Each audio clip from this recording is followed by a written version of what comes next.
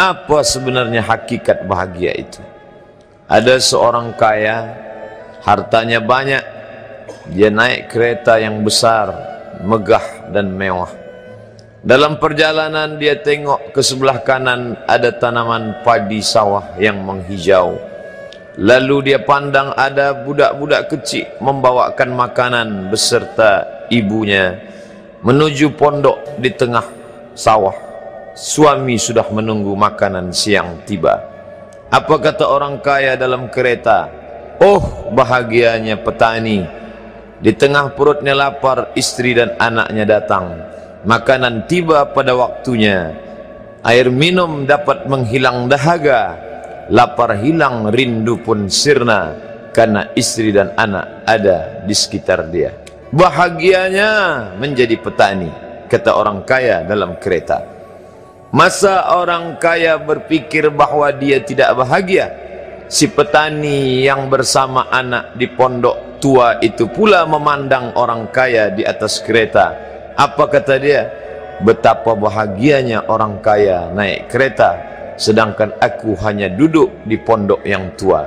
Maka pada hakikatnya manusia ini dua-duanya tak bahagia. Lalu sebenarnya bahagia itu di mana? Ada seorang anak yang sedang belajar di college, university. Maka dia berkata, alangkah bahagianya kalau saya dapat BA. Selepas dia dapat ijazah BA, lalu dia berkata, aku tak bahagia. Alangkah indahnya bila dapat master.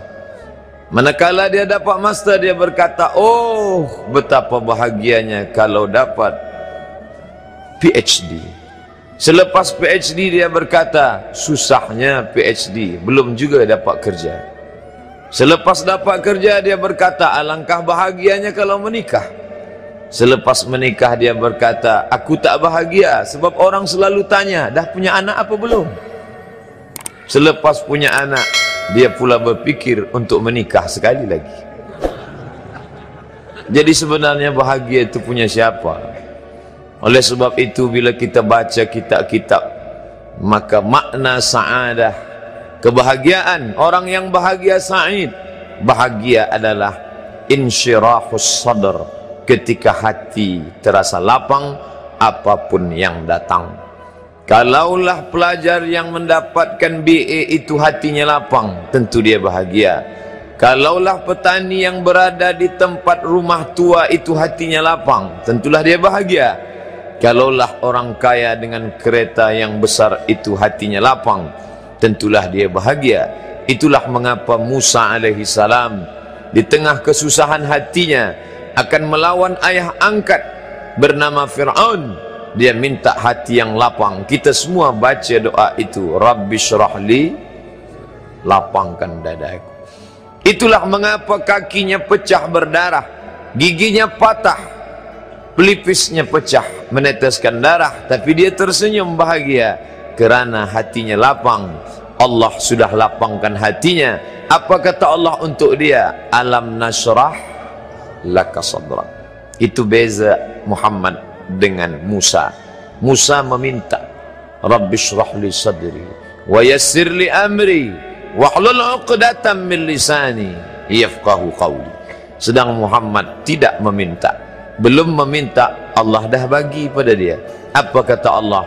Alam nashrah laka sadrak wa wada'na anka wizrak alladhi anqadha dhahrak wa rafa'na laka dhikrak. Bila kau dalam keadaan susah, dua kali Allah ulang, fa inna ma'al usri yusra, inna ma'al usri yusra.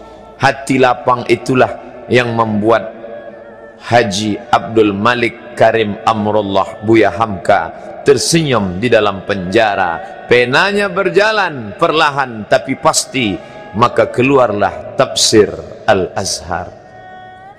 Hati yang lapang itu juga membuat Said Qutb tersenyum menghadapi tiang gantungan, walaupun dipenjara oleh Gamal Abdul Nasir, tapi sebelum kematiannya sempat pula menulis tafsir Fi Zilalil Quran, di bawah naungan bayang-bayang Al-Quran. Apa kata Said Qutb dalam muqaddimahnya? Al-hayatu fi zilalil Quran ni'mah hidup di bawah naungan bayang-bayang Al-Quran itu nikmat. La ya'rifuha illa man zaqaha, tidak ada yang boleh mengetahuinya kecuali orang yang pernah merasakannya. Maka bahagia adalah ketika hati terasa lapang. Bila kita nampak raut wajah orang yang tenang cerah, maka ketenangan bukan pada wajahnya. Bila nampak orang melangkahkan kaki dengan tenang penuh wibawa, maka ketenangan bukan pada kakinya. Bila tampak ayunan tangannya tak tergesa-gesa, maka bahagia bukan pada tangannya. Di mana letak bahagia itu? Ala fil jasadi mudghah, ketahuilah dalam jasad ada segumpal, ada sekepal, ada sesuap.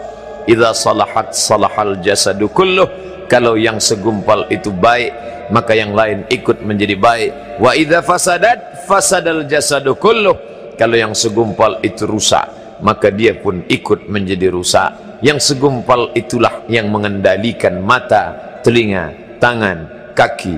Yang segumpal itulah tempat rindu, benci, marah, ridha, ikhlas, fasik, hasad, kufur. Di sanalah bersemayam rindu dan benci. Maka jangan terlampau benci. Habib habibaka haunamma, kalau kau sayang, sayanglah secukupnya sahaja. Karena boleh jadi hari ini kau sayang, besok berubah menjadi kebencian. Kalau kau benci, bencilah secukupnya sahaja. Boleh jadi esok pagi dia menjadi orang yang tersayang. Berapa banyak puan-puan berkata, siapa itu? Itulah orang yang dulu paling aku benci.